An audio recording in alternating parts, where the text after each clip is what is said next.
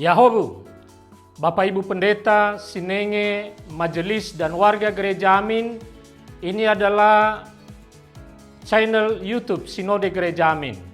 Karena itu, bagi yang mencintai Gereja Amin, tontonlah, subscribe, like, dan bagikan.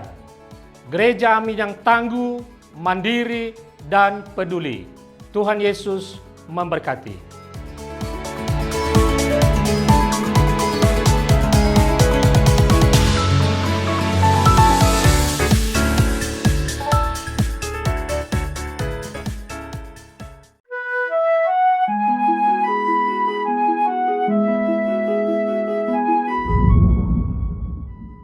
Sahabat YKB, bersyukur dapat kembali menyapa saudara lewat acara Wasiat Kekal, berupa renungan firman Tuhan yang memandu kehidupan kita.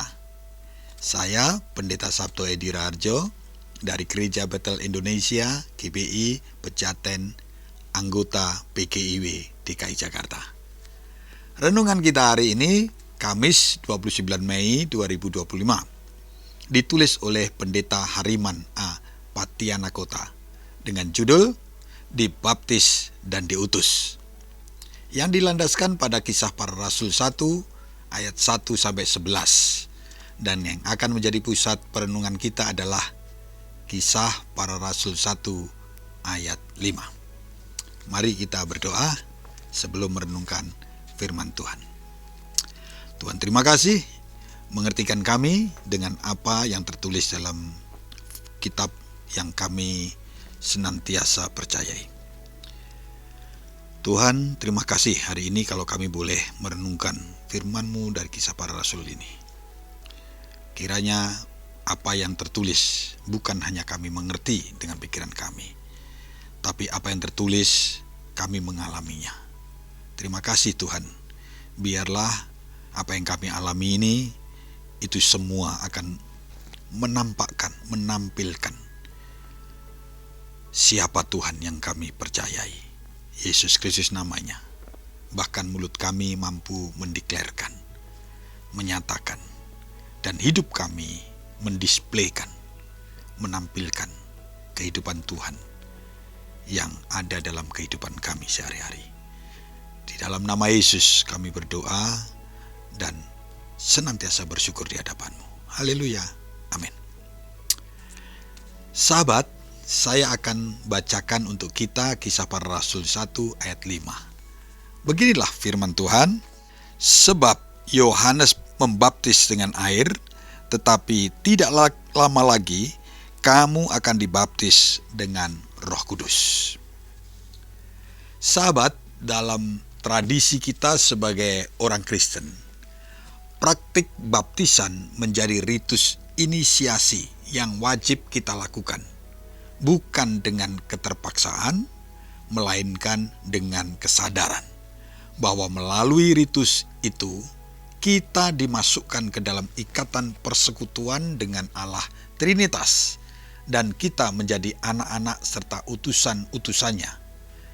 Dalam catatan Lukas, sebagaimana yang terbaca di Kisah Para Rasul, kepada Theophilus yang tabib ini, mengingatkan bahwa Yohanes membaptis dengan air, tetapi nanti para murid Yesus akan dibaptis dengan Roh Kudus. Baptisan air adalah tanda yang menunjuk pada baptisan Roh Kudus. Baptisan Roh Kudus menjadi esensial, sebab Roh Kuduslah yang menyatukan kita ke dalam persekutuan dengan Bapa dan Yesus Kristus. Roh Kudus jugalah yang memberikan kuasa kepada para murid untuk bersaksi dengan berbagai karunia. Roh Kudus berkarya untuk mewujudkan kerajaan Allah di dunia ini. Karena itu, Yesus meminta para murid untuk menantikan Roh Kudus itu datang, dan mereka akan menerima kuasa sebagai saksi dan anak-anak Bapa. Sahabat, saat ini kita melakukan ritus baptisan air dalam nama Bapa, Anak, dan Roh Kudus. Melalui ritus ini sesungguhnya kita memperoleh kehidupan yang baru sebagai anak-anak Allah, dan kita akan terus dituntun oleh Roh Kudus untuk hidup sebagai utusannya. Karena itu, setelah dibaptis, kita terus diajar dan dididik supaya hidup menurut firman dan teladan Yesus Kristus, sehingga melalui kita orang dapat melihat dan mengenal Kristus. Terima kasih Tuhan untuk pengertian ini.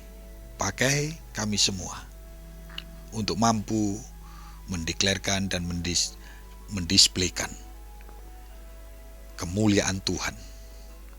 Mulut kami senantiasa tidak pernah berhenti untuk berkata, Tuhan itu baik. Dan hidup kami mendisplaykan tentang siapa Tuhan yang kami sembah. Allah yang hidup, Allah yang menyertai kita dengan Roh Kudus-Nya. Terima kasih di dalam nama Yesus Kristus. Kami bersyukur dan berdoa. Haleluya. Amin. Sahabat, demikian renungan kita hari ini.